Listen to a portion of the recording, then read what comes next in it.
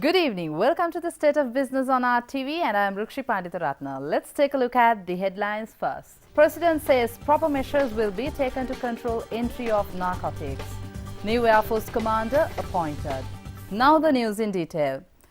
President Maithripala Sirisena says the festival of Hajj symbolizes the noble human values and the ideas of sacrifice that left a deep and significant impression in the historic Muslim legend. The President in his Hajj message said that it emphasized the strong commitment to the Muslim faith and it is an occasion for them to renew their pledge to the teaching of the Holy Quran and the Holy Prophet Muhammad and pray for peace, brotherhood and understanding among all people of the world.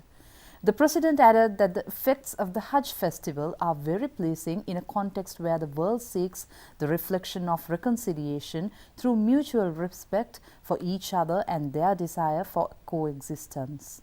Meanwhile, Prime Minister Ranil Wickremesinghe in his Hajj message said that it is celebrated in a true spirit of fellowship among Muslims all over the world, gave us great insights into the need for reconciliation and unity.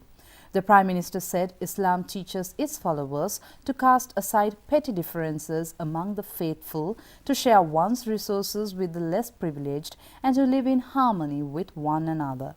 This is an excellent example for us all, a powerful inspiration that is so relevant for the times we live in, he added.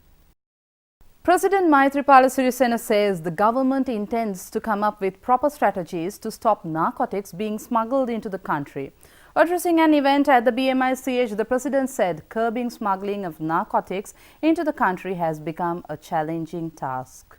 This event was organized by Mitru Mituro movement, which is dedicated towards eradicating drug abuse in Sri Lanka. එක් පැත්තකින් අපි ඉතාම ආඩම්බර වෙනවා සතුටු වෙනවා ලස්සන පුංචි දූපතක් විදියට.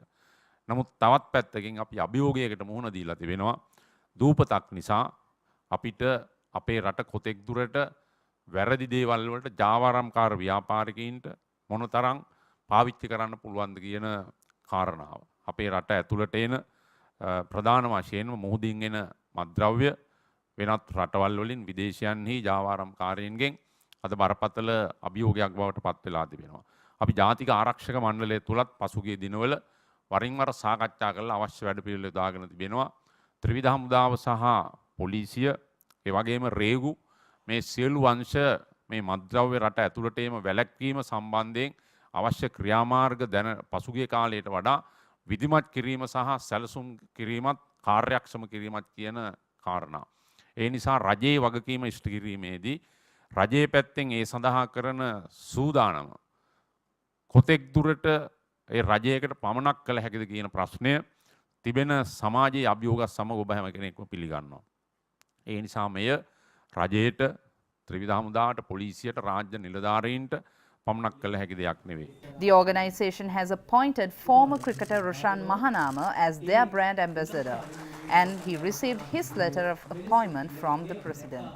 The Defence Ministry announced today that Air Vice Marshal Kapila Jayampati has been promoted to the rank of Air Marshal and appointed as new commander of the Sri Lanka Air Force. He will assume duties at the Air Force headquarters in Colombo tomorrow. Jayampati succeeds Air Marshal Gagan Bulat Sinhala. The new Air Force commander had joined Sri Lanka Air Force in March 1982 as an officer cadet and was commissioned as a pilot officer in 1985. In December 2009, he took over duties as the base commander Sri Lanka Air Force Base, China Bay. More news after this break. Welcome after the break. The country manager of Visa in Sri Lanka, Anthony Watson, says Sri Lanka needs to further improve the acceptance points of electronic payment cards in order to popularize cashless payments.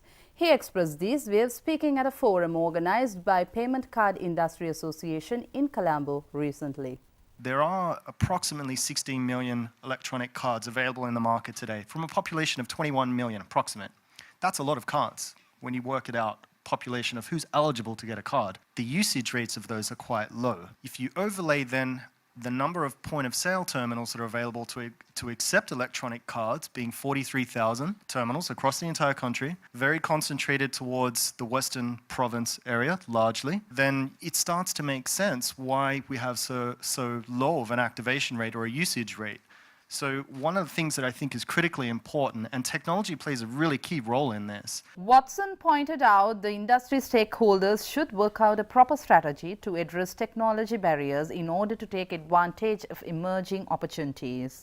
We have about 90% mobile phone penetration, give or take, in Sri Lanka. I see different reports on this, so I'm going to say about 90%. And there are about 5 million internet subscribers. When you start to pull those two together, and think about the convergence of what could happen from a technology perspective, I can't see Sri Lanka spending another 30 years going through an evolution of only getting another 43,000 terminals out. I can see that quadrupling really quickly in a much, much shorter time frame because of the availability of technology. So while we kind of call that a bit of a barrier or a challenge, I think it's a huge opportunity. I think we should look at these challenges more as opportunities as to what we can do, leveraging technology and things that it's out there to really accelerate infrastructure as a whole to allow people who have the cards not just to be able to use them in ATM, incentivize them to want to use it at a point of sale and build out that infrastructure to make it available.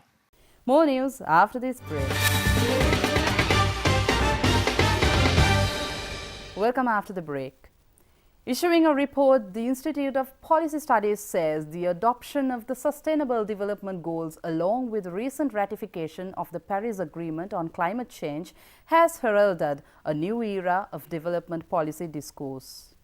The IPS said rather than concentrate on a purely economic measurement of growth and development, the international community has now embraced a more holistic approach that better represents the economic, social and environmental challenges faced by countries. The IPS report said that in doing so, countries have also taken up a new gamut of policy objectives which will require significant financial, technical and political support from all stakeholders.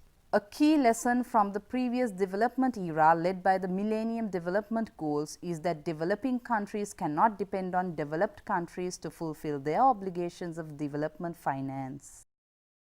That's all we have for you tonight. See you tomorrow at the same time. Good night.